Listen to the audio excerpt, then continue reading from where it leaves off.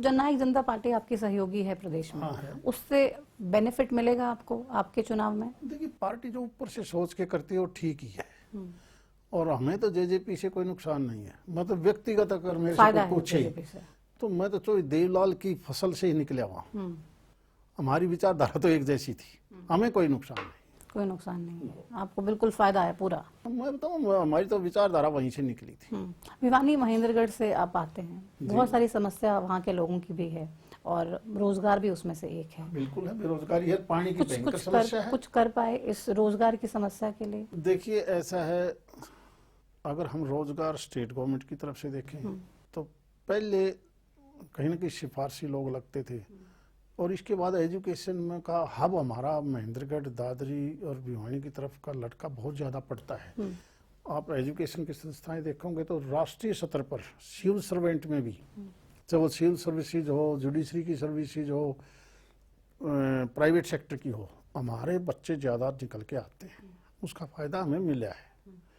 रही पानी की समस्या हमारे थोड़ी ज़्यादा है, क्योंकि हम बिल्कुल टेल पर है, राजस्थान के बॉर्डर पर लगती है सारी लोकसभा क्षेत्र, तो जो भी नहर आती है उनका टेल पोर्शन है।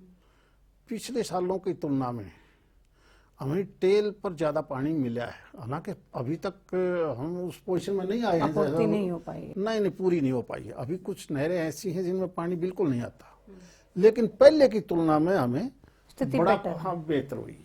तो और बेहतर करने के लिए इसको क्या प्रयास हैं आप? बेहतर करने के लिए यही है कि जैसे आज के दिन WJC की कैपेसिटी बढ़ाने के लिए प्रदेश की सरकार और केंद्रीय जल संसाधन मंत्रालय ने हर खेत में पानी देने के लिए बड़ा बजट देश में तैयार किया है। उसी के माध्यम से प्रदेश की सरकार ने WJC की कैपेसिटी कैसे बढ़े, उसके बाद झेलन की कैपेसिटी कैसे बढ़े, सुंदर सिस्टम की कैसे बढ़े, हांसी ब्रांच की कैसे बढ़े, क्योंकि इन्हीं की टेल भिवानी, महेंद्रगढ़ और दादरी में पड़ती है। चाहे वो सतनाड़ी फीडर है, महेंद्रगढ़ कैनाल है, लुहारू फीडर है, सिवानी फीडर है, या जूई और निगाना फीडर है, या सुंदर की टेल है, ये सारी की सारी मेरी लोकसभा क्षेत्र में पड़ती हैं।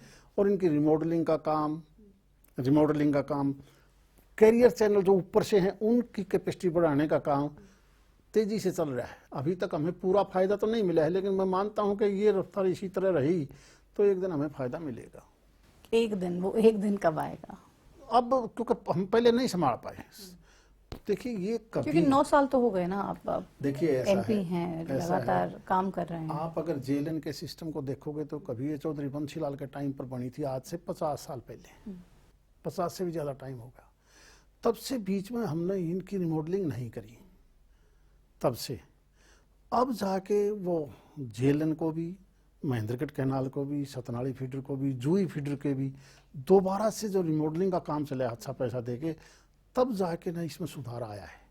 और क्योंकि पीछे कुछ एक चैनल अभी ऐसे हैं, जेलन नंबर 1 और हांसी ब्रांच, इनकी कैपेसिटी बढ़ाने का काम पैसा दे रखा है, काम स्टार्ट वो कब तक हो पाएगा?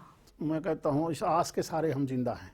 जहाँ 9 साल में हमने इतनी इंप्रूवमेंट करी है, मुझे लगता है 1-2 साल में और कंप्लीट हो जाना चाहिए। चुनाव तो आ जाएगा तब तक। कोई बात नहीं, चुनाव तो एक प्रक्रिया है, हम चुनाव से संबंधित नहीं कहते, हमने तो आने वाले समय को देखना है। चुनाव तो कभी पंचायत के, कभी विधानसभा, कभी लोकसभा, कभी इकट्ठे, कभी अलग अलग।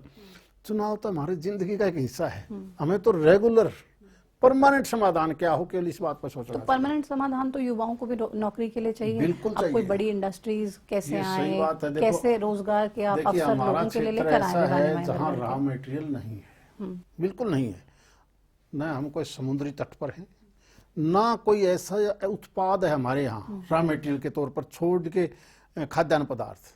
सरसों है, बाजरा है, गेहूं है, कपास है, यही तो चीज़ है।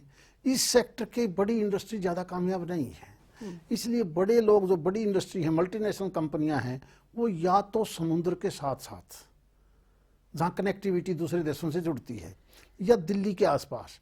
और हम इस बात के लिए ही अब ज़्यादा आश्वस्त हैं, क्योंकि हमारा जो क्षेत्र है वो दिल्ली के पड़ोस में है। पहले रेल और तो NCR में ही था ना। हाँ, अब भी NCR में है। हम कोशिश कर रहे हैं कि NCR में ना रहे, लेकिन अब सड़कें अगर हम दिल्ली से निकल जाएं तो दिल्ली में जितना टाइम लगता है उससे कम टाइम हम अपने क्षेत्र में। तो दिल्ली से निकल के फायदा है, NCR से निकल के फायदा। हाँ। देखिए, अगर आप दिल्ली से निकल के भिवानी जाओगे तो दिल्ली में 1.5 घंटा लगेगा आगे केवल, 1 घंटा 10 मिनट।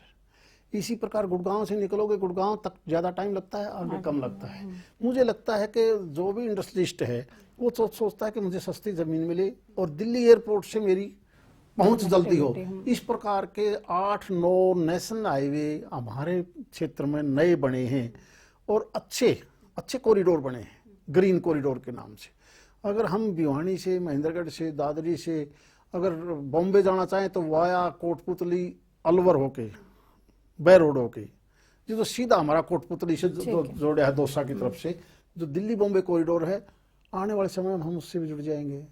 हम पहले मेरे क्षेत्र से चंडीगढ़ जाने में 6-7 घंटे लगते थे, आप मात्र 3.5